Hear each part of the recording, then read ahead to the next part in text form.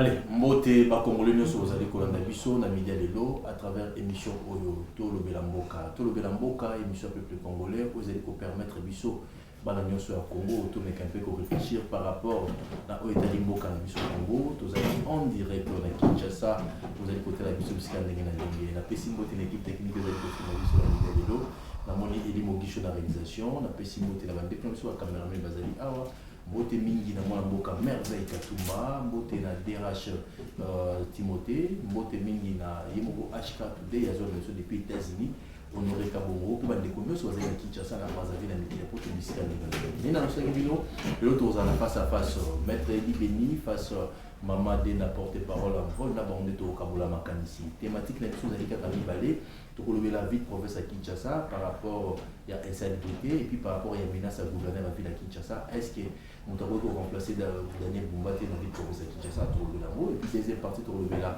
accord vous allez signer lobby le 4 décembre à Washington entre notre président Félix Antoine Tshisekedi le président rwandais avantages ou désavantages dans le cadre encore wana parce que maintenant vous avez la présidence sous région vous allez wana pour la kotala ndenge ya accord négocié mais ya moto Tolobela ngo na cadre émission Tolobela Mboka na linga qui vraiment boyoka na zuba tamaye ni mibale porte-parole il y a parti munene en vol la personnalité est aussi est-ce qu'il y a encore des avantages ou des désavantages est-ce qu'on signe encore au pays douane autozali koluka présence il y a président il y a sous-région et zali pour na nini est-ce que Congo zali ko senga dialogue ou il faut to kenye na accord nous sommes to fungola pendant 1h30 d'émission na bino Tolobela Mboka yozolanda biso Tolobela Mboka pour pesa makanisi na yo na ozali koleka na kati ya mboka na biso déjà invité na biso a commis vous avez déjà na maman porte-parole madame Dena Jocelyne ozali porte-parole ya parti nene en vol ya mwana mboka président de l'île Sesanga a ekota la biso animé invitation pour na bokabola makanisi pour na kopesa pe penser na bango en vol ezali nini pour l'accord oyo pe na koloba pe opposition position na bango ezali nini pour l'accord oyo est-ce qu'ils allaient accord ya Washington ya Doha il faut tout vendre dans le dialogue avec au pesa makanisi ah vous avez liberté vous avez la démocratie mais tout finga raté tout kabola ne makanisi vous avez la démocratie au pesi makanisi quoi comme que les bosso tout le belambo kanabiso mbote Mama Dena porte-parole en forme mbote mingi ndeko Brown journaliste à Lokumu oyebi kizala toujours plaisir pour nanga pour na kondima invitation na yo bien que ezalaka mo makambu ko eleki mo ebele to mo na moi bata mais oyebi vraiment que émission na yo ezala pe na kati ya mutema na ngai tant que nous pouvons tant que nous en avons le moyen toyaka poto kabola makambo etali mboka na biso penza na pesi bino longonya mingi na chaîne Bravo et puis oyebi que na ba faible commencement na ngai eloko wana nakoki jamais kozala ingrate nango na chaîne place ozalaka liboso ane banoza na Bomoko TV moi faible commencement nanga ebandaka kuna pe tozali kokola parce que l'être humain est appelé à pouvoir grandir à pouvoir progresser en tout cas ekozala toujours esengo pona nga pona koya ko kabola na ba ko débatteur makambo o etali mboka na biso merci les temps tozoko tsape maître Eli Beni azoko kanaye yazali personnalité ya Union Sacrée 089 52 66 986 tozali en direct la chaîne Bomoko Télévision. Ah, il y a un peu de côté en direct. Tout ça, la Bomoko Télévision. Mettre les beautés à l'émission. Accompagné par docteur de pression beauté prochainement pour vos invitations. L'émission docteur de pression beauté. Mbote mon mboka, maître Eli Beni. Mbote Brown Samba, Mbote na Mama Dena, ça toujours plaisir. Alors, on a passé une na technicien, on a passé une les paricochets du chef de l'État, le seul et l'unique, Dr John Kankonda, Razolanda Bisso. On a passé une na promoteur à chaîne Oyo, MHK. Oyo. On appelle la fan na ya tala biso peut tala parce que ba inspirera peu biso na mamusus. Donc on a passé une belé, bravo pour la sala zo sala. On a passé une na congolais tout. Au Baolanda biso na ngonga à travers la ville province na ba province na biso nyonso na Afrique et puis dans le monde donc toute ma pensée va à l'endroit ba congolais nyonso oyo bazo souffrir na est ya mboka na biso ba maman baza violé suite à complicité opposition na biso ba minéraux ezali pillé systématiquement suite à complicité par Congolais belé mauvaise qualité. Et puis, bana na biso ya mike oyo bazotika bapapa bamama bakufi atikali na 2 ans 2 mois azangi moto oyo akotala ye et tout ça ça fait très mal de cette guerre qui a tant duré plus de 3 décennies. Je crois que trop c'est trop, il faudra que ça cesse. 31 ans déjà, il faut que ça cesse. Donc tous ces Congolais nous sommes conscience que et c'est tous à bomoko pendant bengana monguna et non que ça la à monguna pendant aéroport ça ba bekina ba condition. Merci maître Libé. Vous allez bien le maître Libé, vous allez personnalité non sacrée. Maman dit nazali porte-parole et à partir de l'envol. Les Congolais belé na midi bazotala biso émission to le belamboka. To nous to le belamboka na biso 2.4. À chacun nous en a 5 minutes. Ce qui comme ça nous passe au commis, ton ngazo le barrio répliquer après. Dans ni ba yoka biso balanda. Ni ne so les 4 mboka. Rédaction et début sur la papier la pique, rédaction puis ça sur ta papier l'éducateur la pique. Pour éviter le soir comment c'est très important. Biso nous sommes devant un plateau à tous vendre la Kinshasa tous ali ba Kimbuta. To mona reine ya Kimbuta. Tout le monde a reine ya Ngobila, tout le monde a reine ya Daniel Bumba. Est-ce que Kinshasa, Ndenge Zali Lelo, il fallait à la Ndenge Zali, gestion à vie de professeur Kinshasa, sur le plan de la salubrité, est-ce que Kinshasa Zali bien entretenu? Est-ce que Bumba Zouaka Mbongo? Est-ce que Bumba Zosala Moussala Kitoko? Ba chiffre Otoyoki, est-ce que Zali a solo? Ce que Zali Bongote, est-ce que Bumba va recolomboler Bachamoto Soussou? Na Vandina Bakino na plateau, ba paie sa point de vie. Ah, vous êtes aux amours d'un vol, aux amours d'un d'épaisse, aux amours d'un sacré. Mais tout le la ville Oyo, tout vandi awa, biso, na ma beauté la biso, na misala tout ça la bezali awa. Maman Dena, étant que Kinoise, au Bali awa, au Boti awa, bala ozotanga awa, ozosala awa. Kinshasa lelo, est-ce que vous allez refléter vraiment Kinshasa autour de Kamisa avec Daniel Bumba? Alors ça, musala malamu, est-ce que vous avez un moyen? Vous vous proposez une gestion des amis au pacte aux animaux 5 minutes d'ordre dérangeur. Nabotami na Kinshasa, na tangi na Kinshasa, na koli na Kinshasa, na bali na Kinshasa, na évolué na Kinshasa. Kasi Kinshasa oyo tozali komona lelo ezali te Kinshasa oyo ezalaka kala. Ezokende de mal en pire ebandika na Bumba te. Donc médiocrité ezo s'accroître, eza lokola cancer moko bo ezo se métastaser. Très bien. Tozalaka na époque ya Kabila na André Kimbuta. Asala mwa ba bu na ye ezalaka mwa bien. Toye kokoma na Jekoko Mulumba. Na mutu na ye oyo Gentini Ngobila. Basala ba bu na bango mais ekenda nango mwa bien. Toye kokoma siko na le moine dormeur paresseux Daniel Bumba. Le moine dormeur paresseux. Yala la kaka. Yala la kaka. Baza na kati ya séminaire a olala. Baza na kati ya réunion a kolala. Bakokene na extérieur ya pays a kolala. Donc ye alala kebe kolala. Sika mutu ndenge wana mokolo nini akovanda akoyoka na kati ya ba séminaire ngo eloko nini elobami eloko nini esalami bopo luka bongisa. Na bureau alalaka. Ti a délocaliser nani hôtel de ville et commence na Selton soki Hilton. Kaka pona posa akolala. Oh, mbeki feza aka pembeni mpo mutema na ekita. Ye moko adulte alali ala muki alobi te. Ndenge eza boye, pesi ba pesi nga kiti nga kovana na kiti te nga il faut bembe. Tangu ya seli musamba muki mwa 5 minutes ake kolala. Mboke kobunga ndenge. Emi Rauti Qatar.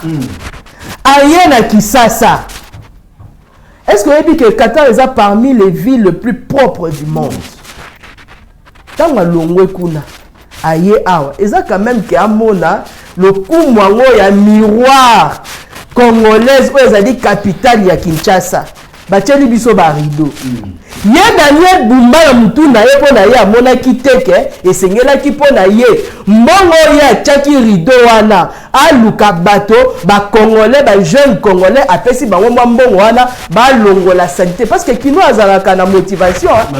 Il suffit de payer kaka moi $5, moi $10, moi 10 000 fois, moi 5 000 fois. Ako sale lo musala lokwa l'état zate yete. Yembongo wana il fallait imprimer ba rideau bakapo po kende ko zipa salite. Est-ce qu'on monique degré ya mutu raisonnement ya makanisi ya moto ya modèle wana eza po ya tombo ya mboka Tomi Tuni Tolobi Boy présidence IDPS gouvernement IDPS gouvernement provincial à gouverneur Daniel Bumba Awa et bien IDPS c'est que IDPS n'a pas mboka comment est-ce que gouverneur banabo pesa qui est ma responsabilité yemo kota wasa qui campagne à Lobakini Kalobaki qu'il y a plus de millions de francs ce qui de dollars ba pesa ka mbongo il paraît avec 96 millions de dollars pour la koluka ko bomisa Kinshasa ça il est en côté ni nani tu na kayango ba millions ngo ba lobakeza ka ba mbongo ya monopoly to za fa ba mbongo ya solo par exemple na $1 $2 $3 $4 96 millions de dollars asa na ngoni e belé ya salito eza liboso au tête de ville Daniel Bumba moni teke e bongaki na ya bongisana no ba bureau wana e belé ya salito eza na Kinshasa awa Daniel Bumba pona ya monaki ke moya bongisango ezalaki te sika tozomona ba congolais de très mauvaise qualité oyo bazoya pe bazolobela pe makambo na ye na ba réseaux sociaux na TV koloba ke Daniel Bumba esengeli atikala. Pourquoi est-ce que congolais aza na niveau ya nombrilisme moko ya modèle ya mabendenge wana moto bomoni ba pesi ba responsabilité mosala malonga oyo asali ezate parce que na Congo oyo eloko biso toyebaka te eza que la continuité de l'État existe. Eza na ba misala mususu esalamaki période ya époque ya André Kimbuta tangu Gentili aye ya lobi te wana ezali cop ya André Kimbuta to longolango to sala cop oyo ya biso moko asali ba cop na ye il paraît asomba ki soki pe ba camion pona ko luka ko longola ba salite na ville ba bena ngo ekenda wapi ba mituka ngo ekenda wapi politique oyo ya bango bazwaki oyo ya ko luka ko longola ba salite ba immondis na Kinshasa awa esuka boni Daniel Bumba tangwa ya lobi kete wana ezalaki cop ya Gentili Gobila ngape na yana sala cop na ngai na cop oyo ya sali banda ya yaki eloko nini asali omoni ke bato yango parce que tokoki olobi ya bato mosusu te eza ni en vol eza ni FCC eza ni FDC eza ni te bon FDC baokuta bato nyonso nde mo bato ya union sacrée est-ce que baopposant nde bazosala ke Kinshasa ebonga te bayeli bato baslogan Kinshasa ezobonga Kim Likofi panthère noire dinosaure qui vomit le feu tout ça bon sikoyo na nyonso wana baslogan wana Kinshasa elo ezokoma kaka salite yango biso tolobi boye l'assemblée provinciale soki penza bango baza wana pona kosala musala normalement esengelaki na bango ba interpeller ye batuna ye na bosoto nyonso oyo eza awa na Kinshasa mosala nini oyo asali soki mosala asali te mais ministre akopekisa te nini parce que bango na bango bato akop ye moko baotaye komemela ye 20 morts na 207 ata ote ata kokita te ata communiquer te omoni ke bango nyonso baza ndenge moko tango mutu azosala musala te oboyi ke babengisa mutu wana bainterpele mpona kotuna mpo ani azosala musala te sayebi ke bioso wana moko yango nalobi ke ezala gouvernement bato ya IDPS gouvernement national gouvernement provincial ya Kinshasa présidence bango tu ba ndenge moko sika soki bango baza na volonté wana ya koluka kobongisa makambo parce que le peuple kinois les lois azali ko vivre dans une poubelle à ciel ouvert et sengeli na bango balongolisa ye alongwa parce que azokoka musala te ako démissionner peut-être parce que na Congo oyo na Kinshasa ba démissionnaka te soki ozwi cop na yo il faut tonga il faut lia part na yo et sengeli sikoyo na ndeko Fati aluka na yena gouvernement na bango soki ya ministre ya intérieur soki ndenge nini baluka balongola bacha mutu mususu akoza na capacité ya kosala très bien bacha mutu mususu akoza na capacité ya ko gérer vite professeur Kinshasa 5 minutes boki mama de na porter parole à la petit point de vue de Kinoise mais Kinshasa komi ils allaient participer ma bourse de la makasi maître Libeni 5 minutes vous avez une gestion vous allez ko gérer Daniel Bumba azali ya IDPS président de la République azali ya IDPS ma membre belé bazali na gouvernement pe na ba député provincial IDPS est-ce que gestion vite professeur Kinshasa ezali ko honorer bino donc quand c'est que IDPS a du pouvoir Kinshasa ko transformer comme Allemagne d'Afrique les lots. Bumba Zali capable ou Azali incompétent pour diriger le professeur Kinshasa. Analyse nouvelle pour le pouvoir. Bon Samba, j'aime être scientifique. Très bien. J'aime mon pays autant. Ok. Et que j'aimerais que au bazo un espace géographique on zamba pesibi so baza en bonne santé et que baza la bien. Bon, Tolandi Mama Dena. Je crois que analyse nae est tout à fait normal. Ok. Pour la ras-le-bol en tant que Congolaise, à chez moi dose et opposition. Mais moi, je vais vous dire une chose. On a beau Hollande biso, na yo koloba mituna. On a voyé que un service public il sera géré pour servir les besoins d'intérêt général. Vous comprenez? C'est-à-dire ce bosotoza nanzela, ce qui est impraticable, biso tout au souffrir, exact que o nzela basana pour na opposant, to o nzela pour na bato o bazo gérer mboka, non.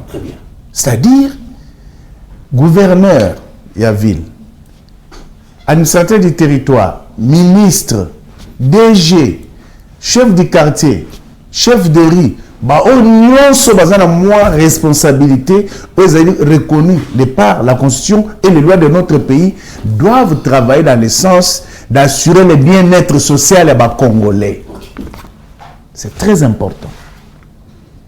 Parce que je ne viendrai pas ici, mais venir contredire Madame Dena, parce que Aza opposante à l'Obino, il dépasse. Non. Okay. Ma bête, tu peux ma beaucoup. On était intellectuel. Très bien. Si vous comprenez. C'est-à-dire, j'ai été envoyé par mes parents à l'école pour apprendre. Na savoir on a zui. C'est la question pour moi de me demander en quoi je peux être utile à ma nation, à mon pays. Parce que ce pays m'a tout donné. C'est-à-dire bénéficier d'une ordonnance présidentielle, c'est-à-dire que je n'ai pas servir les Congolais. Bénéficier d'un vote ou suffrage légitimé par la population. Donc il faut travailler dans le sens, il y a que servir pour qui ils ont travaillé. Parce que le ville à Kinshasa, ça salité l'équipe. Et l'équipe, hein? Mais je te dis, quand les premiers des Congolais, les chefs de l'État, les dit, il y a hypocrite, parce que j'ai en face de moi une opposante, pas le non, sacré. Non, non. Moi, j'analyse. Je ne viens pas pour chanter la gloire de Bumba tant qu'il m'a bezali. Ok. Nous avons personne, par exemple, dans la commune de Kinshasa. Bumba, dans la commune de Kinshasa. Nauti, on a réunion à Kabambar, dans l'hôtel Pacifique. Oh, il y a Boss Bukasa. Oh, c'est l'édifice, il y a 10 niveaux. Ils ont fait ça dans honneur pour le quartier. Mais c'est très bon à Kabambar, ou à papa. Mais je te dis, Nzela est impraticable. Si on continue à Wangata, Otali Nandenge à Kabambar, moyen exact salité l'équipe. Il y a des sommes tatoués le bakito qu'on est en place qui est attiré même bateau à zone musika pour mais déjà le fait que Nzela est impraticable, Bosotozale c'est Maroya, Bukasazole là mon frère. Hein? PDG Bukasazole là, mon hôtel Pacifique a bien salé le Kitoko. Mais place qui est attiré Batubaya. Appartement, chambre bien et tout ça, à la restauration, na service connexe que ça qui a attiré Malunga Baya. Mais parce que les athées, ça passe. Ça veut dire que si Bumba ne comprend pas que l'homme est anthropocentriste, lorsqu'il se renouvelle, il renouvelle son milieu, son environnement. Ça dit c'est une donne que Bumba n'a pas encore compris. Jusqu'à présent, on comprend que Nada Tchenga, Hollandi Dena, Madame Dena, parce que c'est une dame. On lui doit beaucoup de respect. Azali Mwasi Moto, faut que le madame. Alors, les hôtel de ville les a salité. Est-ce qu'il faudra que chef de l'État ait pour avoir sa bomba, les hôtel de ville les a salité, ça? Donc, ça veut dire que c'est une question d'une conscience d'abord collective et puis conscience en tant qu'autorité. En termes de recettes, la ville de Kinshasa génère plus de 5 milliards de francs. Par mois. Par mois. Ça veut dire que cet argent devait servir pour justement d'abord désengorger Banzela, que ça la terrasser, que rond-point, que Banzela, que embellir la commune Nabiso. Et tout ça, ce sont des choses. Il ne faut pas que le chef de l'État y a. Et moi, je dirais, Madame Dena, non, ne salissons pas l'IDPS. Ne salissons même pas les chefs d'État. Non, parce que non. Évitons ça. Tu dois réfléchir. Moto, ça on a salité. Ça m'a envoyé des pestes. Non. Ça m'a envoyé des pestes. Non, pas ça que ça. Moi, ça na lola ba misala azo sala. Pour ça là moi j'étais à Colosie na 2019, na 2018, na 2020. Mais quel est le hôtel à Ninoana? C'était, ils avaient qu'à moi, agglomération, mais aujourd'hui, ça attire les gens. Vous comprenez? Ça dit, j'ai bien dit, il faut me suivre avec beaucoup d'attention quand je dis l'homme est anthropocentriste. Ça dit l'homme est au centre du monde, au centre de l'événement, au centre de sa société. Lorsque nous devons se renouveler, la société peut se renouveler. Tu comprends? Yo sommi le pan. Hein? Il faut l'État à la loi. Hein? Toi, chef de l'État, toi, Premier ministre, Madame Excellence, Madame Souminois, à le rapport de Congolais, le sol au pan, sous Mobutu, Bazao le mani moto la moto. Ah, alors, il ne faut pas donner la langue à l'opposition pour tout ça va pas critiquer, c'est-à-dire, yo moto, on limite à la gouverneure. Tu dois avoir un projet. Tu dois avoir à exécuter des choses pour permettre que Mbokanayo est à la rayonnant. Donc, il y a un bon slogan. Mais si c'est sûr que nous disons que comment il s'appelle Bomba se met au travail parce que nettement le cas qui dernièrement il y a au monde que Emir à Qatar aillé battu un rideau à travers certains endroits et ça sonne parce que gouverneur Emir accueilli bon c'est petit qualité. Or si on se mettait à travailler réellement pour justement faire en sorte que toi embellir capitale n'a parce qu'il tient ses avis vitrine. Les institutions de la République travaillent ici. Ne donnons pas seulement la parole à nos frères et sœurs et à l'opposition pour ne pas critiquer. Faisons les choses bien. Ça dit, moi, tu ne me verras jamais venir ici, chanter là où ça ne va pas, dans le Maboko. Non. Très bien. Parce qu'on a repris sa madame Dena, passerait la relécaté. Bon, non, il y a critiqué Nanaye. Non, non, non. J'analyse. Avec conscience que le Seigneur va travailler pour la Kwambeli Mboka na biso. OK. Parce que yo a nommé aux place wana. Il faut chef d'État qui te super au sol. Est-ce qu'il faut IDPS c'est un fait social, c'est un fait social. Ils ont mis parti ou ils ont la bateau. C'est-à-dire dans quand IDPS tout le monde n'est pas bête. Il y a des gens aussi compétents. On va voir à dire que non, on a vraiment esthétique le bosson d'akuna madame, elle est bien habillée autant que mettre les Benimbo à la Tiboé, c'est-à-dire ok au salaire monnaie ba couleur c'est parce que tu sais que son à la Tiboé va te mais si quelqu'un n'a pas cette aisance il y a que non embellir l'environnement mais pourquoi pas? Mais bien pourquoi pas dans la mission non mais écoutez moi je ne suis pas de ceux qui viennent dans des émissions n'a pas la parole ma fout parce que balobi que non Bumba a dit mais Bumba a dit entre le dire et le faire il y a un trait d'union déjà. Mais ta décision avait permis intérêt dans ce qui correspond à la motion à l'Assemblée. Est-ce que ça m'a l'air mieux à juriste? Bon, je crois que derrière chaque décision, il doit y avoir certainement une motivation. Tu comprends? Parce que il faut dire aussi que il y a les assemblées provinciales de notre pays, tout est régulé à travers la loi suprême qui est la Constitution et les autres lois connexes, autres lois organiques et tout ça où ils ont géré secteur. Mais si on a constaté que les députés provinciaux aussi en font trop, la commission de la motion alimentaire, réunion ce moment gouverneur à sa tranquillité, c'est comme ça qu'on peut peut-être arriver à prendre une telle décision pour justement réguler un peu la conscience de nos députés. Parce que la plupart des députés... Comme le chef de l'État eu décision, a signé Mokanda, va enquêter, Bumba, gestion, est-ce que c'est normal? Pourquoi pas? La qualité nini, cabinet chef de l'État. Cabinet chef de l'État. Oui. mission 2 jours. Non, je vais encore répondre à la question.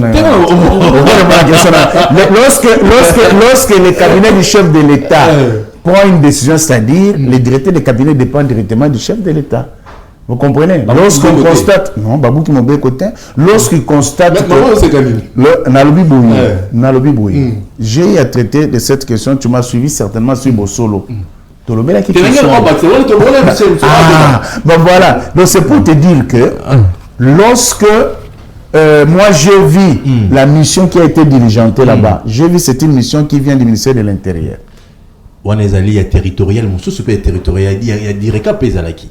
Il y a territorial. Mais lorsque la présidence a des soupçons sérieux sur détournement ou seulement à cause de la détournement, vous pensez que le chef de l'État qui est garant du bon fonctionnement de l'institution ne peut-il pas demander à son cabinet de fouiner pour essayer de comprendre qu'est-ce qui se passe là-bas? Très bien, merci. C'est très important.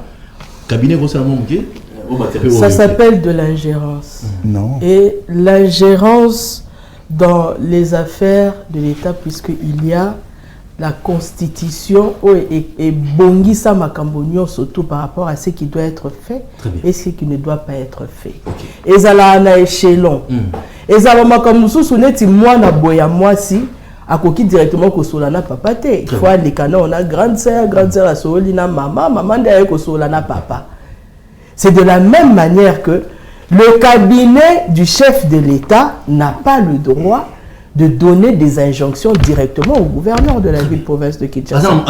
Parce que ESA, le ministère intérieur qui gère les cas d'affaires internes dans Katiamboka. ESA na assemblée provinciale. Oyo ezali habilité to ba ki assemblée provinciale bango wana kutunde baza ba chef direct ya ba gouverneur. Mais si on a la contraste à Nikambwango, bazo ko interdire le chef direct, il y a gouverneur, il y a ko sanctionner subalterne na ye, mais on demande directement au cabinet du président de la République de pouvoir faire le travail. Et ça, on va bien empiètement. Très bien. Il y a ma fonction. Alors, na kati ya makambo ana nyonso, et donc on a ngana yebisa estimé maître Lidéi parce que na président quand pour na mayela za kana on a ba analyse na yé. Très bien. Que okoki kolobate que makambo Daniel Bumba ezo sala ezo concerné UDPST ezo concerné chef de l'État parce que moi na oyaza mal éduqué. Tant oiseau bimani banda azo finga baboti ya baninga bakoye biseni eza faute na yo te eza faute ya baboti na yo ne ba pesa éducation ya mabe. C'est de la même manière que lorsque mutabimi na kati organisation a commis na esika o ezali ko refléter te bolo ba sous l'impulsion du chef de l'État, sous la vision du chef de l'État. Mais surtout mutola yo c'est la vision du chef de l'État te azo finisa banane. Azo finisa chef de l'État, azo finisa madame Judith Suminwa, azo finisa bato nyonso oyo ba pesa ke mandat wana ya kosala musala wana. Le chef de l'État lui-même a remarqué, Yemoko a lobeli yango na conseil de ministres, que Kinshasa est la ville la plus sale, non seulement du pays, mais du monde. Mais après, il faudrait choisir entre être chef et complaisant. Soit aux chefs, soit aux complaisants. Soit que Monique Moutago Salamoussala, donc quoi, bah, messana ko piétiner la loi. Yewana dit que doit permettre que va diligenter l'enquête. Mais à ça, il y a un autre. Yemoko wana yebi que la constitution n'avait pas permis à ce que bango pas imposer le président de l'Assemblée nationale. Bah ça là y a autre. Et ne boja yewana. Et ça qui n'est parce que le président de la République l'a imposé. Mais si quoi on dit les amis que bango ba imposer ba tia muto malongo a kosala musala. Là na mi poser kaka question. Bami tout que somba maki. Et donc autre loba ya politique il y a comme la ba déchets ba benga ngokutu nini soki politique d'évacuation des déchets.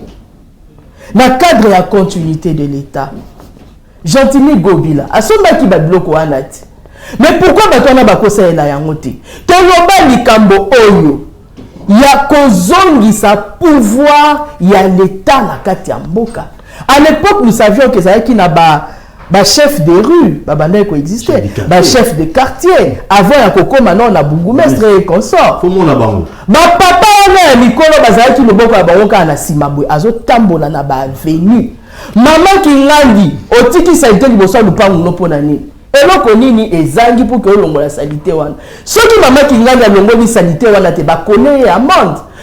Malasima à cause de la contrainte ya kotika lupangu na ye ezala propre pour la kobanga amende wana. Et ceux qui moko mi balemi satu minei basali yango basali salongo chaque tongo bazo bimisa basalite wana basalite bachango na coin ya avenue chef de quartier azo superviser ba camion wana oyo Gentini Gobila sombaki pour que Bumba asalela dans le cadre de la continuité oyo elobamaka que la gestion ya mboka la continuité de l'état existe bakano ane kokaki koyaka chaque temps on est au monde à mboka mususu à partir de 4h 5h du matin bapesi congolais musalati de 1h à 4h du matin il y a des congolais qui viennent ramasser ces immondices batie na kati ya camion batie na soki mbaka na soki mika bakoma pe kuna ndenge ni ba mobondo si bakomi kuna mais il faut basala évacuation ya ba déchets pour que ville à la propre. Moi, je pense que ce qui est la politique, il y a bonne gouvernance, et métier en place, que Batouana Bazaka Kana, Sandoko ya Moukiye, il y a volonté politique. Mossa ne kosa la mamalam. Alors, le quoi Moutouana dosa la moussalate, Mossa ne kola la tia ke kozwa bureau na mbetu pembe. Naïton. Mbetu fezala. Donc c'est que Moutouana il faut batika la pongi, bazo Moutouana longa batia non, Nangana tel sera Madame Dena que ici nous devons respecter l'administration et ses principes. Ok. Maman Alobi, le chef de l'État Alobi est mon conseil des ministres. Pendant qu'on ça constate que Ville Kinshasa est salutaire mingi. Mais entre temps il y a que toi il y a Congolais que présidence, tout cabinet président ou bien président a droit de sanctionner parce que à piétiner pouvoir. Mais je voudrais rappeler à maman que place wana moi contradiction est parce que on ne peut pas prétendre dire que Azana droit na compétence il y a quoi interpeller et prétendre que il y a le biango il fallait sanctionner baluka mutoyo azaya bien. Là il y a un souci. Donc c'est pour vous dire que dans l'administration il y a d'abord le constat. Lorsqu'on fait le constat, les enquêtes s'ouvrent. L'enquête est fondée pour la là que est-ce que le lingue mutazo tambolela est normal ou normalité. Ensuite, lorsqu'on va constater que Mbeba et Ali, il y a l'ouverture et action disciplinaire vis-à-vis de M. Bumba, par exemple, parce que c'est de lui dont on parle. Nathalie Sibino, moi j'ai vu les correspondances dans équipe dirigentée par le ministère de l'Intérieur pour enquêter sur les finances qui aurait soupçon il y a détournement d'une certaine somme il y a mbongo ya l'État. N'est-ce pas? Donc, batali yango basali enquête, soit va constater que Mbebe Ali va refaire maintenant action disciplinaire. Action disciplinaire, va repasser d'abord chance. Tom Mbingisa, la moto va se reprocher Makambo selon enquête autosalement pour présenter moyen de défense. Elle a représenté moyen de défense, bah que ce n'était pas concluant et que vu telle situation, il est dedans. Vous comprenez? Là maintenant, bah faut l'action disciplinaire et bandit. Et l'action disciplinaire et bandit, conséquence elle une souka sanction. C'est-à-dire que M. Bumba qui vous dit que non, ça ce sont des choses. C'est-à-dire que ceux qui n'ont bien Mamadena, n'ont pas Congolais de réfléchir le roi na aspect wana, ça veut dire tout simplement que Bumba zali kwa mibeko, ça dit batu nyonso bako se mettre n'importe quoi baligné alors que Mboka ezota msana mibeko si c'était qu'il était au-dessus bako touché il était des missions d'enquête en cause à l'envoyer si la présidence de la République si est mêlé en tant que président de la République, en tant qu'institution, Azali, garant à bon fonctionnement de l'institution, et à la monnaie qu'on appelle Azali, à quoi interpeller même premier ministre, à tout mais pourquoi ça, à quoi tout la même l'Assemblée, bah, mais quand on coupe ça, ni situation Azali. Donc, Azali, basumukite en voulant poser cette question parce que au finish mission ekei ezali ya présidence c'était oyo ça musala ezali il y a ministère, il y a intérieur par rapport à la mission va passer au moins 15 jours va vérifier avec des devoirs précis. Vous comprenez? Donc ça veut dire que si Bumba va coûter que il y a des indices sérieux à détournement ou ce qu'on lui reproche à Zali quatre on va se reprocher à vous la sanctionner parce que ce n'est pas le faire et puis ça va malheureusement la banque par le non ça dit Mboka il y a la bonne gouvernance exacte l'IDPS il y a saqué alors que l'IDPS il y a saqué ne sont pour rien l'individu qui est bénéficiaire d'un mandat public il seigneur la tambusama atambola seigneur bene mobeko mboka ndenge seigneur atambusama cela ba principe ça guider administration ya mboka et puis à monde ça ba principe oh ezali et yebani que non quand tu prends piète ba principe on attend mobeko mboka la sanction sera sur toi. Donc on est la question que non il y a sacré to IDPS parce qu'à l'IDPS j'ai vu qu'il y a même des gens qui venaient d'être chassés du parti parce que ils ont marché à l'encontre des statuts, il y a le principe à IDPS. Alors, pour cela, on va le dire quoi? Allez, état des droits. 089 52 66 986, aujourd'hui pour 25 minutes pour la vie de province à Kinshasa, ça vient d'Abisso, nous vivons la salité, il faut la vérité. Salité, ça partout au Soto. Nous allons conseiller à la gouverneur à sa salanaï. Mais après, c'est comme le papa analyste politique. Bisso, ça va journée opposé à Mituna, ou population de Tinda Bisso, ou qui ne va lobby. Ah, Moussala, il faut échanger, Moussala, il faut qu'il y ait des bossos. Nous, nous avons ce qui m'a volé. Le lot aux alliés les 3. Lobby le 4 décembre 2025. Accord afin bazali ko signer à Washington. Banel va signer en président Mboka Nabiso. Son excellence Félix Antoine Tshisekedi Tshilombo, le président Rwanda Paul Kagame. Pourquoi va signer en pour tozoa qui mène Mboka Nabiso? Est-ce que accord oyo et comme Nabiso pays douane au peuple congolais azali causer là? Est-ce que Rwanda ko respecter ba témoin na ba kozala ba témoin solo? Tozela nini na accord ekosigné lobby na Washington entre RDC et Rwanda. Bino opposition Mamadina. Bozo kanisa nini na accord oyo. Ezala l'avantage na biso ba congolais tozo kimia, tozela nokaka papier oyo Rwanda ko respecter moté. Analyse ni bozali ko sala et puis point de vue à partir na bino info ezala nini par rapport à la signature ya accord ya Washington. Nazo na ko répondre mais je pensais que eza légitime que na répondre na maître Libini. Très bien. Par rapport à Makambo Autiko Loba. Naebi kaza avocat moko aebi musala na ye. Mais azo sala na ko pour na ko dérouter population congolaise ba comprendre Makambo na ba schéma ndenge ekolikate. Très bien. Le président de la République a constaté. Il est de son droit de pouvoir constater. Parce qu'Atambola na mapatate, Atambolaka na mabili. Lorsqu'il constate que la ville est devenue sale, et il a constaté où Nakatia conseil de ministre parce qu'il sait qu'il y a un ministre attitré pour pouvoir gérer cette situation. Et je réitère encore pour dire que le bureau du président de la République, à l'occurrence, il y a directeur de cabinet Naye Azan a mandat mon côté à diligenté. Commission disciplinaire ou bien à contrôle par rapport à Makamba Daniel Bumba. Parce qu'il y a un ministre de l'Intérieur, Jacques-Maire Chabani, qui existe. Il y a un président à l'Obela qui a un conseil de ministres. Si le schéma est que lorsque Jacques-Maire Chabani reçoit l'information, il va lever la disposition où il y a Pesaki. Yakoluka, Kokanga, ba motion na ba nani esa la assemblée provinciale parce que c'est lui qui gère les assemblées provinciales. Et maintenant, nous acceptons que en tant que ministre tuteur, il y a gouverneur surtout sur l'échelle nationale, il a le droit de diligenter cette commission il y a que ça là enquête pour la yango.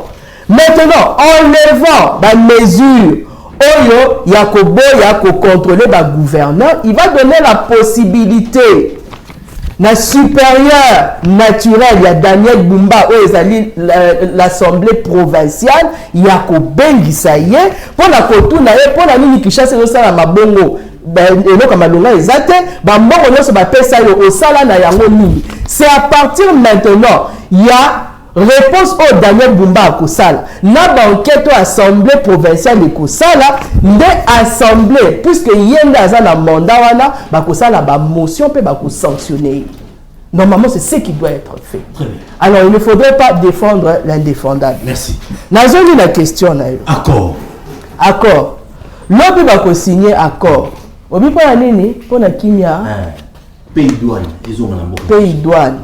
Bah territoire chose à respecter. Bon, si quoi to sala ki accord ya liboso, accord de principe. To ye ko sala accord mususu ya Washington.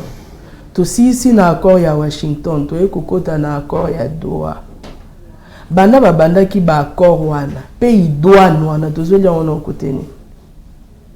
Accord cadre ba otiko signer a. Pays douane to zeli wana. Ndé si ko tambo signer accord définitif de pays douane ezongaki. Moi, je me pose la question. Est-ce que Ezali, excusez la terme, bozo bana bisomoko, to eza kaka l'acheter na bisomoko, to eza bato o balingi intérêt na bango balingi intérêt à population te. Tant que ça yelo kwa liboso bomoni esimbité, bosali ami balé bomoni esimbité. Accord de Washington wana, ceux qui to zongi na sima, totali d'abord. L'objectif ou l'accord qui à Washington, c'était par rapport à quoi? Ils ont dit, M. Félix Tshisekedi a Longwe, à qui pas Trump? Est-ce qu'il était question du Rwanda? Il n'était pas question du Rwanda. Il était question de pouvoir troquer minéraux na biso contre la sécurité. Et cette sécurité-là, ce n'était pas au Rwanda de pouvoir nous le donner. La sécurité, c'était aux États-Unis de pouvoir le donner. Et lorsque les États-Unis ont bengaki Rwanda na mesa, pour la kolobanga na okota makambo na tebo salango na Rwanda, oyo azali ko bomba batu na bino, ça va faire plus de 30 ans. Wana esi bo silisi ko tambola ko kende ko senga baluka, ba condamner Rwanda, ba ke ko tchabino mesa moko na ibi.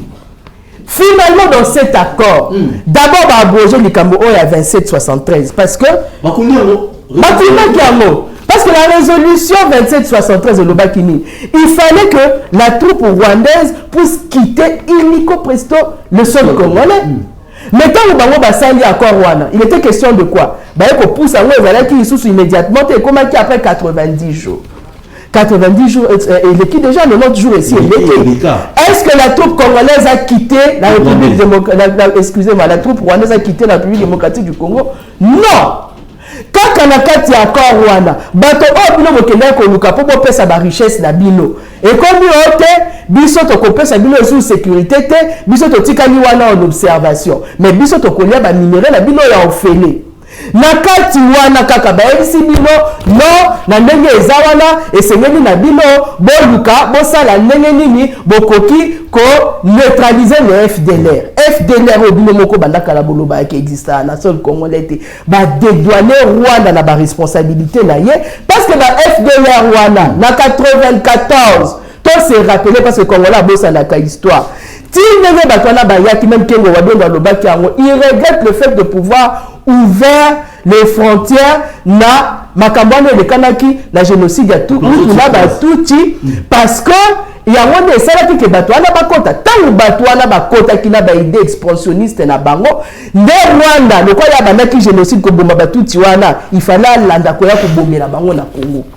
Et c'est ça maintenant l'armée congolaise va lobby et pas ya ministre va retourner situation va lobby que l'armée congolaise yende mutu azali ko financer ba FDLR ya wana bango il faut ba neutraliser.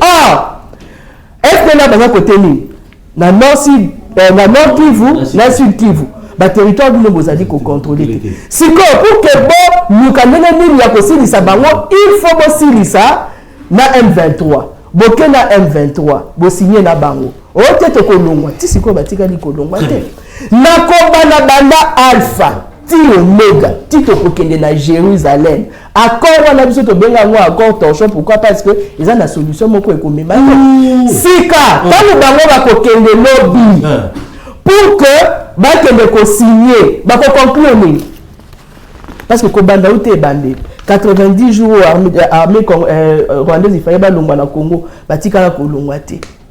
Il faudrait que va libérer les prisonniers politiques. Ni M23, ni Congo, attends, nous pouvons pas libérer. Attends, engagement, mon quotidien, qu'on se respecter. sika bazokende na cadre ba oui c'est kaka bakende kondima bidima ndima to bazokende parce que lorsqu'on parle des accords ça voudrait dire que de dialoguer ensemble de trouver accord nana lobaki osala boye osali yo mpe olobaki nga nasala boye nasali nde toke tosigné accord sika bayebisa biso eloko nini oyo Rwanda aprometaki kosala na République démocratique du Congo oyo ye esi asali réparation ya bamort maître libéral toloba awa trotele oyo bakongolais bazokufa.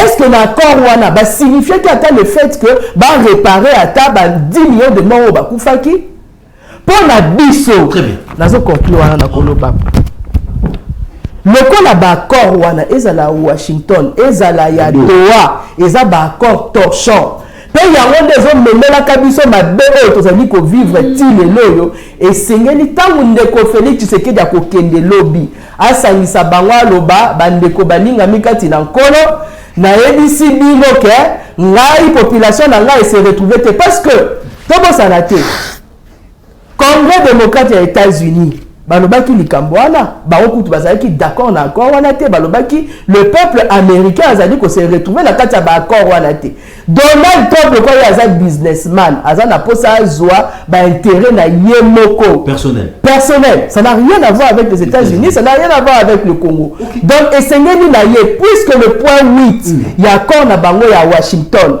ezope sa possibilité ya ko résilier accord wana a résilier accord a zonga na mboka a sangisa ba congolais nyoso biso nyoso to tia makanisi sika moko to milobela to mituna peut trouver solution na nini seigneur to ça là concrètement pour qu'il y ait raison na mboka donc opposition pour la bino accord les accords ton chose à malade eza accord moko ya kotumba na moto tie essence otumbi na moto penza. Allez merci maître Libeni 5 minutes. Accord avantage ou désavantage qui n'est maman de la kisi moko accord est bénéfique pour la RDCT. Bon samba na lopoto balobaka celui qui ne sait pas d'où il vient ne saura où il va. Je crois que Olandi maman nanga dena koloba est-ce que sentir par ya Congo na kati? Non. Vous sentez que maman dena parle pour le Rwanda. C'est pourquoi ce monde a été en opposition. Hein? Ça se confirme davantage. Je rappelle à Maman Dena et puis na ba Congomani en général, que guerre au subir injustement et bani suivant un plan machiavélique que vous avez conçu depuis 1994. Ba démocrate au moment de na zoloba ba monde baza la base ya souffrance na biso parce que ba ba yela biso Kabila sachant kazaki rwandais votre partenaire au moins nous soutenir pour un dialogue hein? Ba yela biso Kabila sachant kazali rwandais aza congolais te. Je vous rappelle que Bill Clinton et non Obama est en pouvoir. Parce que Bill Clinton de Moutou Azali à la base à Marambo Bisoto Zanango. Mais Obama a remplacé à du pouvoir. Bill Clinton a constaté que Chine a bandé aux avantages ma casse sur le plan économique et puis ça s'affirmer davantage comme étant une puissance mondiale. Parce que Russie est déjà positionné, États-Unis est superpuissance et tout ça. Russie après dislocation, il y a l'IRSS, la moyenne va pouvoir se maintenir. Ils se sont affirmés, les Bazali, toujours puissance. Mais la Chine est venue, elle s'est imposée sur le plan économique, elle s'est imposée sur le plan stratégique, sur le plan militaire, aujourd'hui, grâce à la RDC. La RDC n'est pas n'importe laquelle des pays. Si vous comprenez pourquoi nos opposants, lorsqu'ils prennent parole, lorsqu'ils viennent, ils ne savent pas se situer par rapport à Mboka na Bango. Parce que ma maman Ezali a soutenir Rwanda na position ya Rwanda. Maître Li. Je dis bien na rutsenga maman akoma lelo vraiment. Akoma la nanga malama koma. Asoka. Et Obama a constaté loko wana, il a initié une loi au Parlement américain. Parce que maman lobi nini ba démocrate ba boya ki a corona, osenga maman la ndanga lelo avec bokeli mingi. Parce que biso zaka na Congo. Toi, on a Congo, parce que jusqu'ici, l'opposition congolaise, les paroles, sa prise de parole, son engagement, lorsqu'il parle, c'est pour venir défendre le Rwanda et sa position. Et non le Congo et les Congolais. Et c'est comme ça que Bill Obama a initié l'Owana et qui voté. Pour que partenaire fiable à Makassi, on a recours à la que place on a besoin de s'approvisionner en matière de désigner RDC. Va signer l'équipe. Il faut malheureusement atteindre le pouvoir. On peut signer un imposteur, un Rwandais, ou un Congolais de souche. C'est pourquoi on va signer. Maman Dena, je vais vous informer, peut-être au Yébité. Encore un troc. Avant que cet accord ne soit proposé aux Américains, les chefs d'État qui ont fait une stratégie avant d'Atali. C'est-à-dire, la vision que Tshisekedi a pour le Congo, vous ne l'avez pas encore compris. Que ce soit vos leaders, que ce soit sur la Vandi, parce qu'ils sont manipulés par le Rwanda et manipulés par le soif et le pouvoir, dans le positionnement, mais un bongo, ils ont comprendre. Et c'est comme ça qu'on nous a manipulés pendant toutes ces années, parce que ceux qui vous guident, ceux qui sont devant vous, ayant trahi le pays et les Congolais, parce que le Rwanda les amène à ce que nous arrivons ici. Et c'est comme ça que Tshisekedi a proposé là-bas à l'Union européenne Baboya qui accord. Aya Vanditi à Komotala, Chine, Russie. Ah mais non, il faut que nous ayons place Masolo Mandela. Parce que ceux qui n'ont pas chinois, lobby, barolianga. Ceux qui n'ont pas russe, lobby, barolianga. Alors que faire? Nous avons aux États-Unis. Tout ça, c'est une responsabilité dans Bango.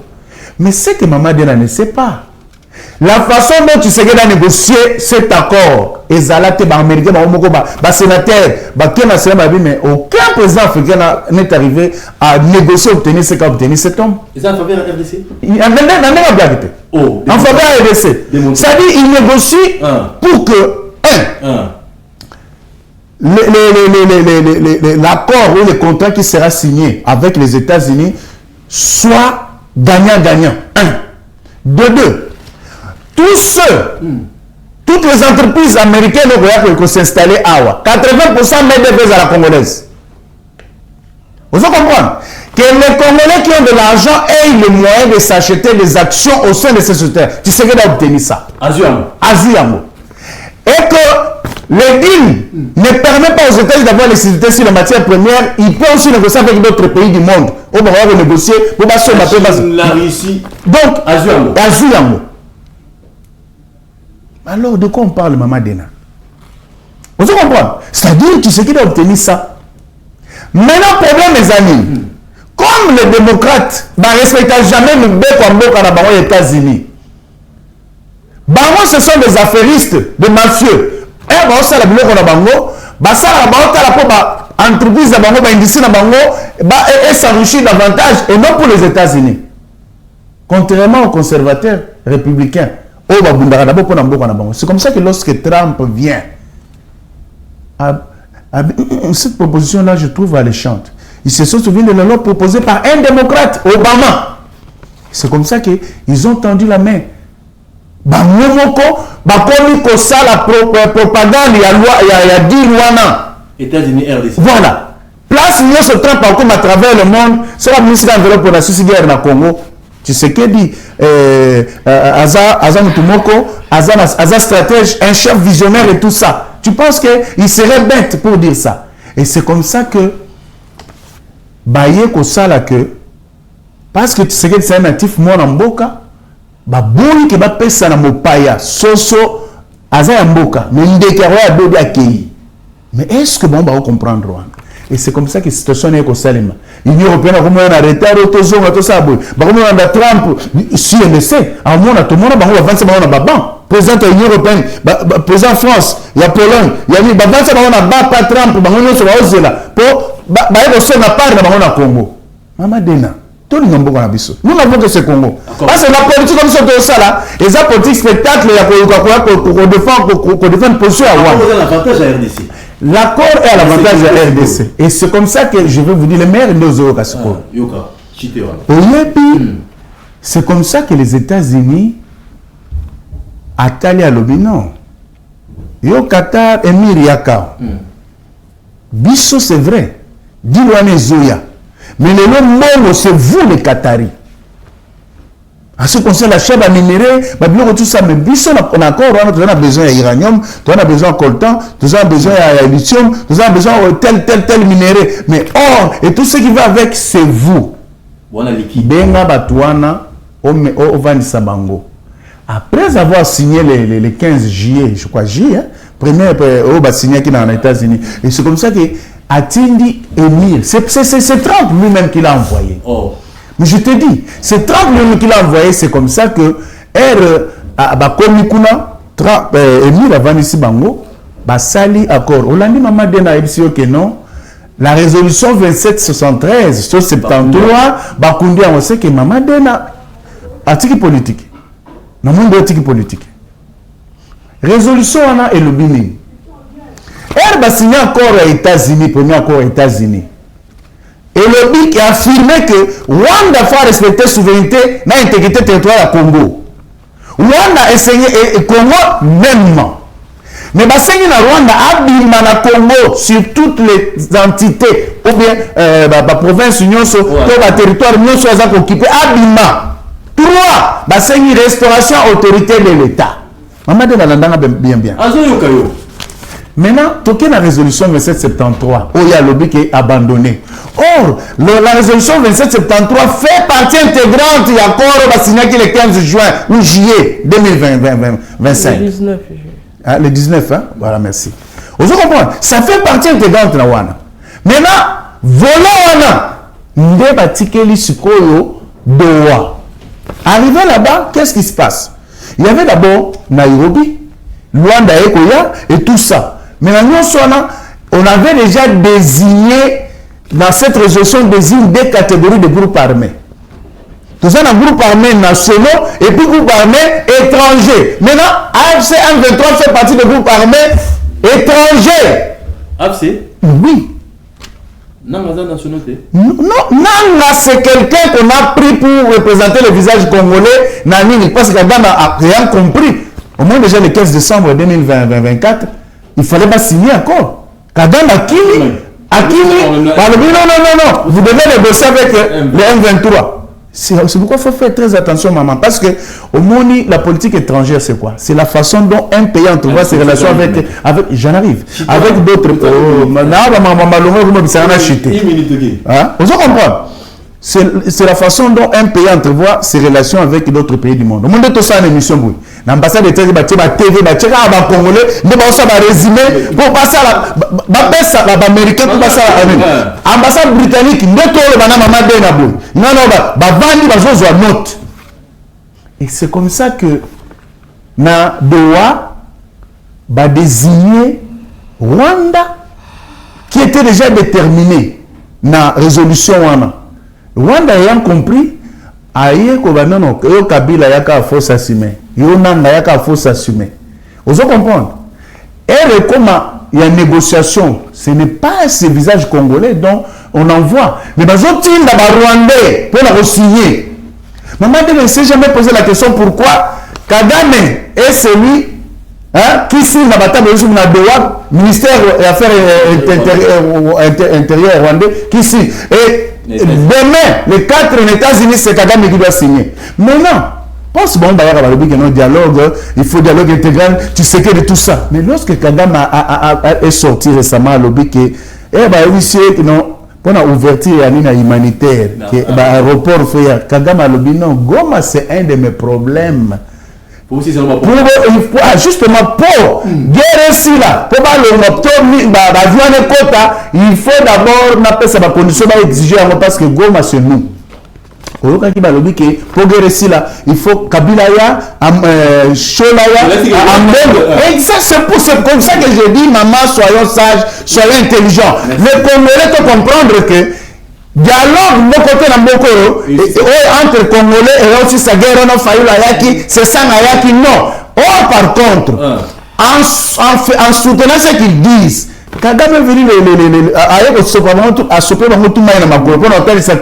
c'est moi le patron. C'est moi le patron. Maintenant ceux qui dialoguent de sérénité C'est-à-dire, guerre est aussi la tête. Maintenant, qu'est-ce qu'ils disent? On aurait bien voulu voir Maman Ben en tant que porte-parole en vol, ou bien nous-mêmes, le président Sessanga, ou bien le président Fayulu, Babima, pour contredire, parce qu'après la déclaration à Kagame, n'a sorti cette déclaration. Mais c'est là où je vis.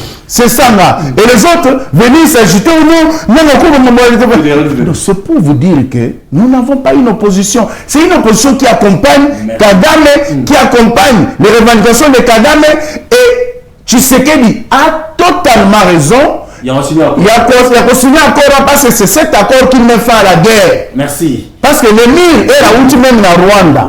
Et là où tu na Rwanda, il est envoyé par les États-Unis qui ont débattu sur la mine. C'est des athées. 22 milliards. Na Rwanda 5 milliards. 2 milliards. Maman, 8 minutes, la 8 minutes à lobby a démontré l'avantage d'accord. Pourquoi nous avons un langage à Rwanda? Pour que la guerre, ni Kabila, ni Nanga, les alliés. Vous avez dit la diplomatie agissante, on se pour la banque à la mission, ensuite partenariat gagnant-gagnant, ne laissez pas la banque à la mission. Maître Ibeni a sali sous l'enco. Oh! Pour le moment, Azam Tamael et Marasa en enco caca, on a dérouté la population. Moi, je comprends. Quand vous avez un lobby à Waker, il y a du bosso na kangi. A lobby que Kagame a sala qui sorti à lobby que pour que bafungola aéroport wana ya Goma et singeli que le gouvernement congolais va respecter ma condition naie. Or naebi que ba moi outi ko leka ba otaki ko condamner Neko Kabila condamnation à peine de mort trahison haute trahison. Pourquoi? Parce que selon bango a outi pe ko lo bango a. D'abord, premièrement, Kabila aza rwandais. Deuxièmement, Ote Yende, le citoyen le mieux informé de la République. Alors, Ye Kabila, c'est lui l'instigateur. Il y a FC M23. Bon, Nami Touni, banda ba pour parler, bango banda qui n'andenge bango bon qui commis ici na ba ko maître libellé azo kumisa awo.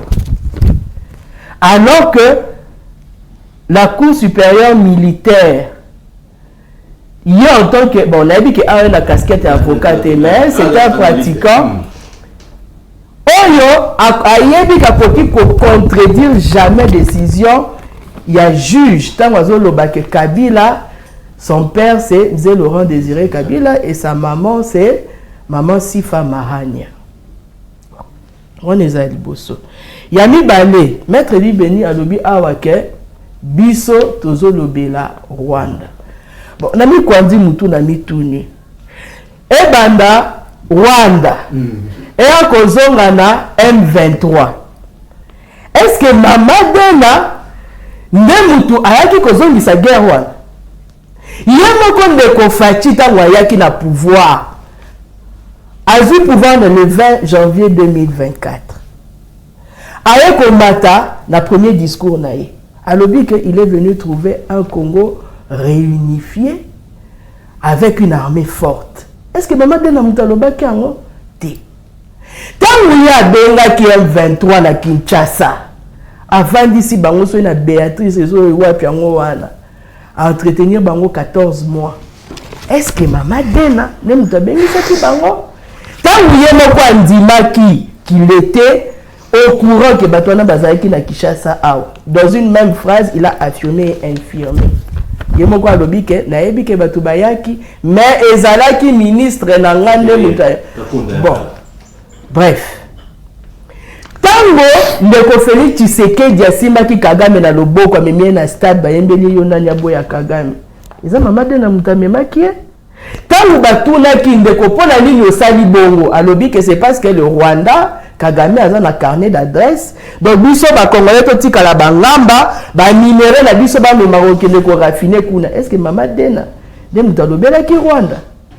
Calamité awa après yé ko kende ko lobake à la moindre escarmouche kutu ya kola la pongite ba ko fina bouton akola la nanda kuna yete yé moko abeti shit discours ba komela ki ya le vite discours bio ko komenga na ezati na te. Je n'ai jamais tenu des propos belliqueux à l'endroit de Kagame et du Rwanda. Maman Denande Moutalobaki yango. Si Kabiso to mutozo ya pona kopesa ba piste de proposition. Tozo na kisabino ke si Kabino bolingi ko tcha likolo a weza na makala moto zo pela wana botia kuna te. À quel moment biso toye kolobela makambo o a Rwanda toye kokote la Rwanda? Au contraire, bino ne boloba que le Rwanda c'est un partenaire fiable. Bino nde bolobaki que partenaire privilégié pour la bino eza Rwanda. Kala mingi te a bolobi ke botika koloba mabe pour la Rwanda te propos belliqueux quoi bien bo créer ka ba mona la rousse. Biso to kolobani. Si ka biso to ni tuni. Nga moko personnellement na ni tuni. Ndeko eli beni maître tangu ya lobi makambo wana. À aucun moment. Na yo qui place à pesi concrètement ba avantage ya accord wana. Donc bango on ça bango na je kizeni. J'ai italien. Balakisi, au moins, on va être or. Babalo, les ongi na ngoli nzanza, mais bapesi azui quand même. Ici, il paraît que ça a 22 milliards. Bamoni 22 milliards. Il y a Qatar. Est-ce que on est bien que Qatari wana, le Qatar, c'est le partenaire privilégié du Rwanda? Il ne faut pas apprendre Bangwang. Moto oyaza pareil ya Rwanda oya memaye tina makamba ba football ba koma ba visite Rwanda nenge RDC ayiko kozwa a copier ni kamba visite RDC ba éviter que ba Qatari wana nde baza ba pareil na bango. Pourquoi il faut pas minisa ba mamunako?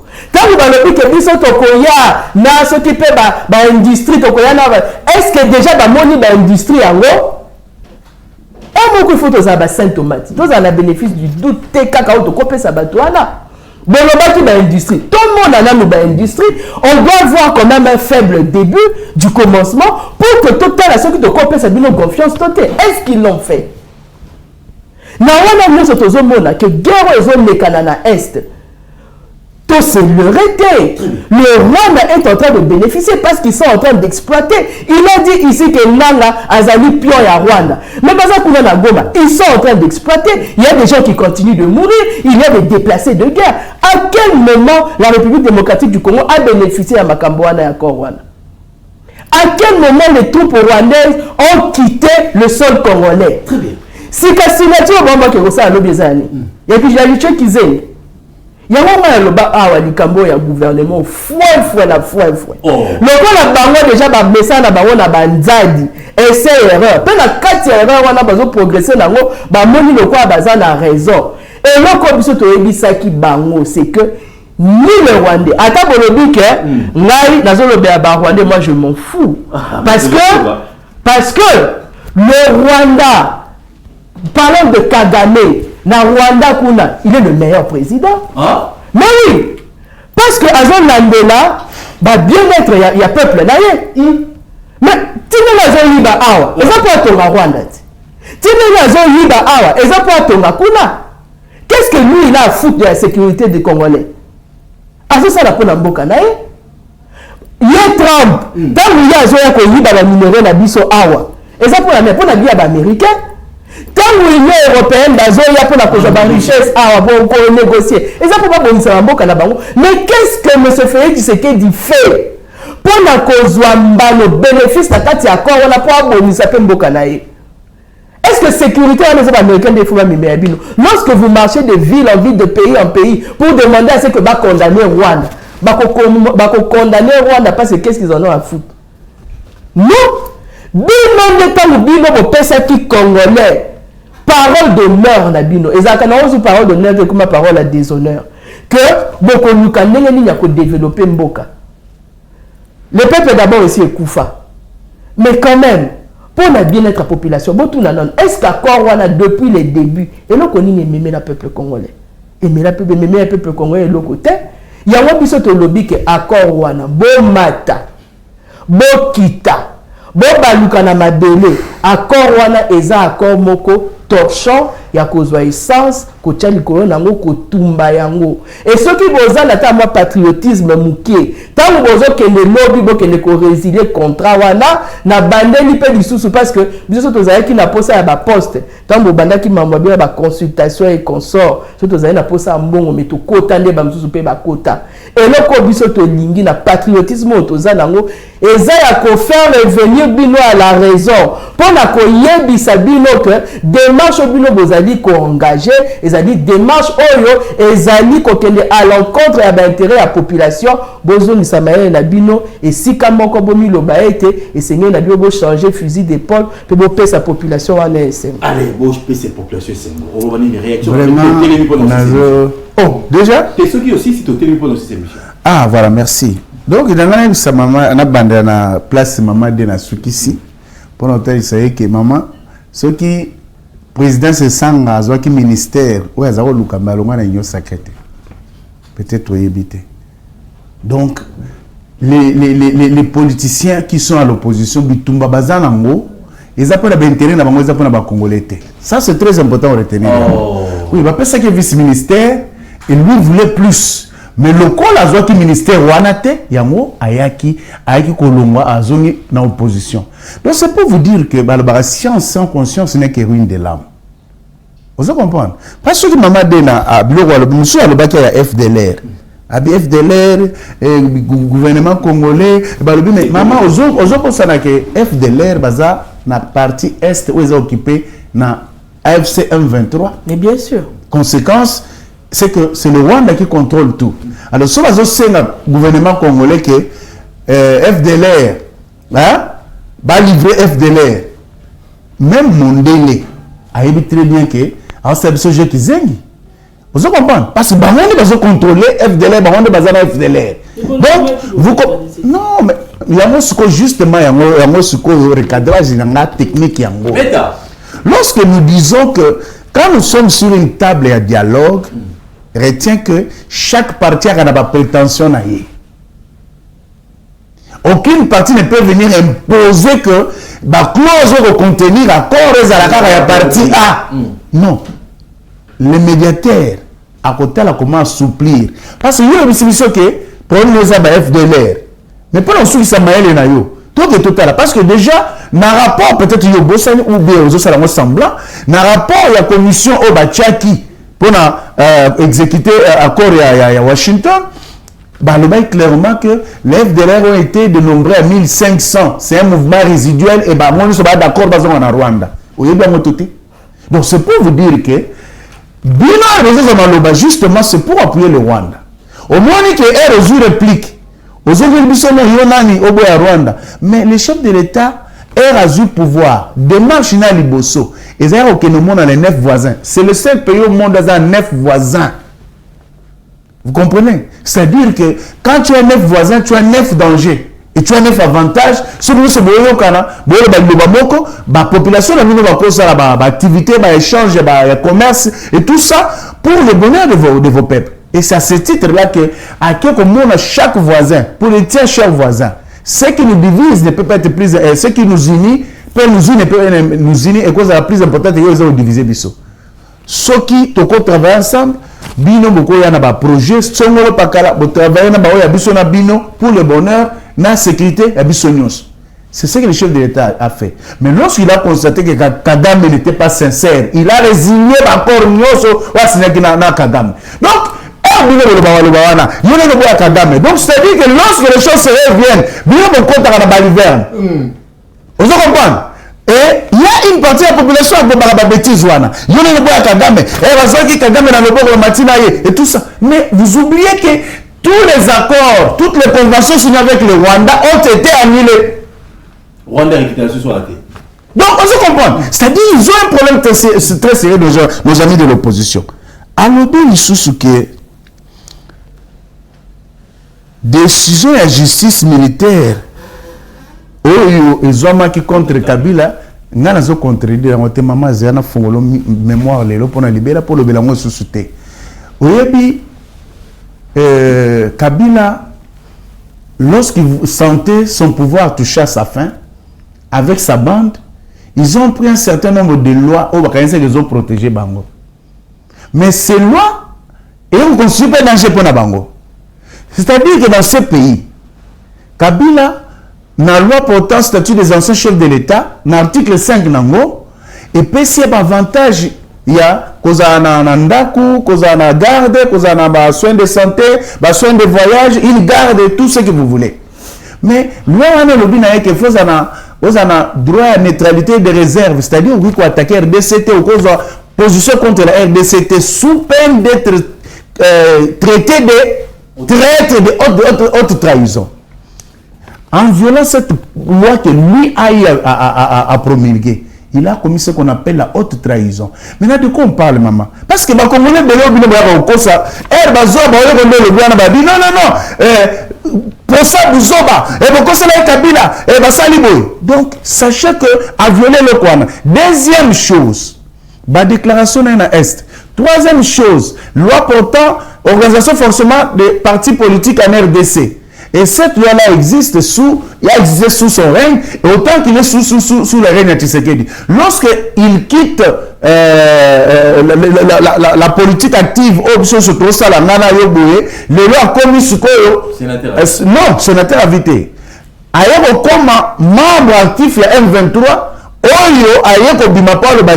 les aspirations du M23 sont...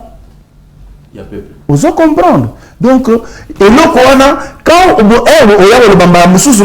je sais que vous êtes intelligente, moi vous avez toute mon admiration, mais je n'aimerais pas que donc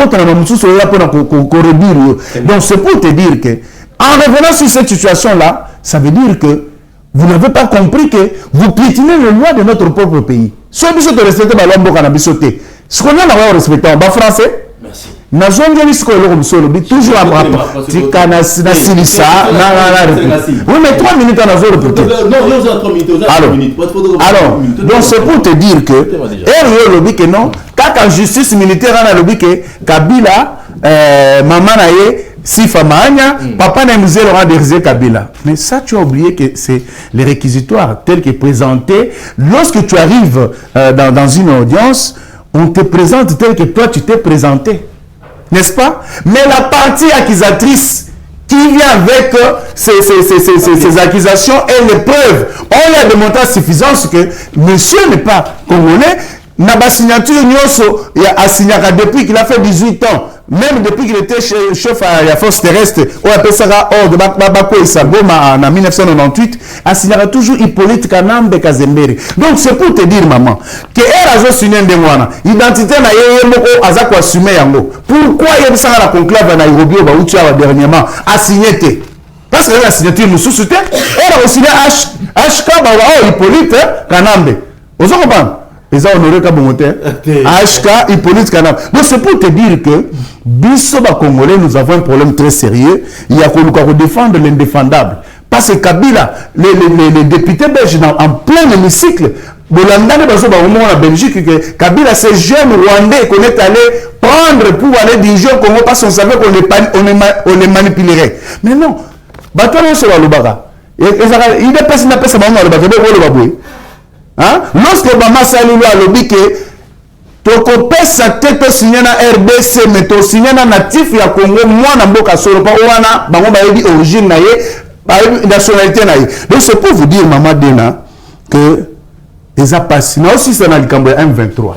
Les chefs de l'État, ces paroles sont toujours très mal interprétées par Nabino. Les chefs de l'État m'a posé la question clairement que j'ai appris comme tout le monde que les M23 bazalaki na Kinshasa en 2022. Est-ce que la raison pour laquelle Bayaka c'est parce que en 2013 Kabila kosa batuyo so na mboko OK assisa guerre na M23 vous comprenez M23 comme un parti politique a comme na institution yoso na mboka même dans les cours de tribunaux bazaki ba occupé ba haute fonction. Mais lorsque basenyi na Gilbert Kankonde pa Tshisekedi que a permis généraux, colonel, au gradé arménien sur la Est, ne place pour eux, mais comment qui Wanda Silikito, excusez, tu as bon côté. Comment vous permettez? Parce que c'est là où vous voulez que Kotaki. Et quand le siège va en place, tu sais qu'il dit fin génie, fin stratège. Et c'est comme ça que mon Bayaka Awa, Bayaka, non, mais l'histoire, ce que j'ai dit, c'est vrai. Parce que mon que. Au en 30 secondes. Donc, c'est pour te dire que R. Tshisekedi, Alobaï Bongo, il n'a pas dit pour dire que azo négocier na bango ayoka comme tu so bayaki ayaki paya Gilbert Kankonde, mais comme déjà le gouvernement congolais veut plus la décision, veut pas venir contredire que bako bouger pour nater. Ça dit avec la dernière discussion que non pas question mais exactement c'est pour vous dire que voilà. Il y a donc des solutions intercongolais Tovandi, Elise Sanga, Moïse Katumbi, Joseph Kabila, Nanga, Fanyongo, Joseph Makila, Neto Rozoa, solution pour la Mboka Nabiso. So Tovandi, nous vous proposez nini, proposition mes amis, pour vous dire accord on les a babés à chiffre. Proposition nan dia liboso nan maître Eli Beni le Kosengeli aye ba c'est que ezala ndeko Félix Tshisekedi. Oyo asalaki passation pacifique ya pouvoir na Rwanda. Aza passible na haute trahison. Et ça la bataille sur basala qui 1+4 na bango. Oyo nyonso basungaki eke basa la constitution bango nyonso baza ba traître et seigneur na bango ba kangama na loi parce que bango ba yebaki kazaki rwandais mais quand même ba yembelaki basala ki jale lo tida ndenge tangu bango ba ke kozwa pouvoir wana azwaki na ye na mwasi na bana bakende ko remercier rwandais, ça dit que bango nyonso il faut ba juger bango ba kangama pour la haute trahison. Si la proposition est anine quand on a lobaki boui que accord wana est accord torchon où la population congolaise va se retrouver dans moté bon matabo kitabo loba nyonso boza na kati ya mbeba boza na kati ya libulu seule solution etikadi na bino za solution ya 5 ah tingalo eza dialogue au 5 apesa ki solution mobimba yango wana OK. Ceux qui vont continuer na orgueil na bino na bokende consigner na makabo ya memelo na jeu kizengi boko cha population na libunga pe population lelo aza sous dupte population azo comprendre nyonso bo bingate ke makambo sama ba mboka mususu eya kozonga awo bo sangisa bato nyonso o esengeli na bango kopesa mayele société civile bazali tombozo lobaki ote ndenge tokendaki tokoki kosala ba accord nyonso bango babi ba abroger ki ba accord na Rwanda accord nini ba abroger ki na Rwanda parce que accord de Washington au fait ça accord ya RDC na Rwanda c'est ça la mère ya ba accord nyonso tout RDC même comme oui accord ezali ya RDC Rwanda ndi accord à Washington siko ba accord bango ba abroger ça accord wapi très bien.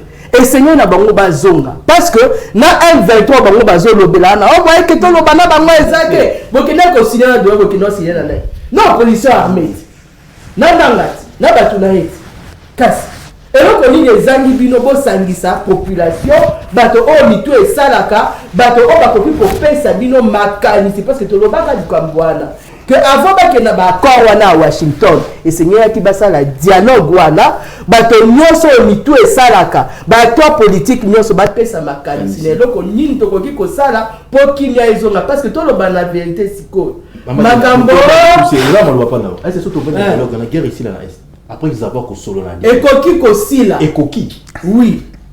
Très bien. Et Kokikosila, pourquoi parce que la lobby bongo? Non, parce que rien n'est parfait. Okay. Mais à 90% Kokikosila. Pourquoi je dis ça? Parce que diplomatie agissante au bango baloba ki bandakal. Attends mon petit cas pour ça la maté. Très bien. Si quand maman diplomatie ezali sous-souté parce que vous voyez que batunyo se bosi ya bango ba accord, le Rwanda continue ya ko boaka so ilikolo ya ba accord wana ko empiéter likolo ba accord wana. Alors ce qui va salir dialogue, et ça que bateau nyonso, bakovan de sikamoko, to réfléchir entre Congolais solution ni tokozwa parce que Tomi Kosate, na minute la seule solution qui reste c'est la solution ya guerre. Total la nengeni tokoki ko tia minduki nyonso na côté na biso pour que to luka to bundisa Rwanda wana pour que kimia ezonga. Merci maître Eli, une minute monsieur Sili. Conclusion. On peut ça une minute. Bon, na lobby boye. Maman Dena a lobby na biso que 1+4 faut pas kanga batona nyonso c'est-à-dire que président c'est ça nga za mutali boso ba okanga to bandeli wana est-ce que biso to bi que kanga bande tikanga mena lo bate Maman Dena a pété là donc ça veut dire que président c'est ça nga aza parmi bato esengeli ko kanga so to bi 1+4 2 au moni que na lobaki awa Kagame pour l'ouverture, il y a des frontières et tout ça. Il y a c'est ça, lobby. C'est ça, excusez-moi, le président, c'est ça. Le président Kagame a lobby. A lobby, Goma, c'est notre problème. Il faut des conditions pour le fondement. c'est-à-dire pour guérir la condition ils ont entendu kuna tout le monde c'est quoi lobby tout le monde opposant à Bimi c'est-à-dire sont des collabos ba complices au bazo mboka c'est-à-dire que dialogue bazoluka ici dans les réalités il y a dialogue et c'est ici là dans Washington les 4 lobbies et puis je rappelle que Paula White was conseiller spirituel il y a président Trump à Yakiawa a annoncé déjà que dans 52 jours guerre aussi là comme dans la 4e jour comme dans la 4e jour donc c'est-à-dire c'est depuis le premier non c'est depuis le premier il y a novembre je crois les autres causes là-bas 50 on a voisine une trentaine ou une quarantaine il y a une trentaine donc faut ça m'a parce que et là il y a le Cameroun Congo bazobosana que lelo eza d'abord nzambe likambo ya Congo comme une donne tout à fait spirituelle yango